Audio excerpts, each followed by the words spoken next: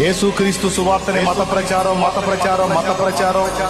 ప్రచారం అని ఈ మదాసురులు అంటారు కదా. మదాసురులు ఒక్క మాట నేను అడుగుతా, సరే ఇది మత ప్రచారం రా, దీని మీద నువ్వు కయాని కాలు దూపి వేషం కక్కుతున్నావు, ఇదేదో నువ్వు సమాజం మీద పెట్టి ఎంతమంది తాగుబోతుల్ని మార్చావు రా దౌర్భాగ్యుడా అని నేను అడుగుతున్నా.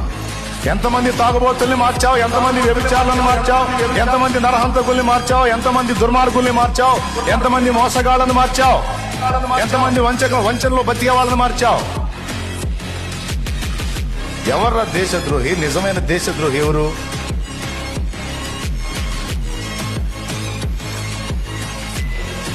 సమాజానికి దీవెనకరంగా సువార్త ప్రకటించి యేసు ప్రభు ప్రేమతత్వాన్ని చూపించి దేవుని వాక్యాన్ని చూపించి చెడుతనం నుంచి కోట్లాది మంది ప్రజలు ఈ రోజు మార్చుకున్నారు తమ జీవితాలని. ఇంత మాత్రం దాన్ని ఒక్కదాన్ని చూపించడం నీ చేతగాల. ఏమి నూరిపోస్తున్నావు నువ్వు? తప్పదాగి మందిరాల్లోకి పోయి చర్చిల్లోకి పోయి గొడవ చేయడం నేర్పిస్తున్నావు నువ్వు. చర్చిల్లో జరిగే ప్రార్థనలు ఆటంకపరచడానికి తాగుబోతులు తయారు చేస్తున్నావు నువ్వు. తాగుడు మానిపించడానికి కష్టపడుతున్నావురా మేము.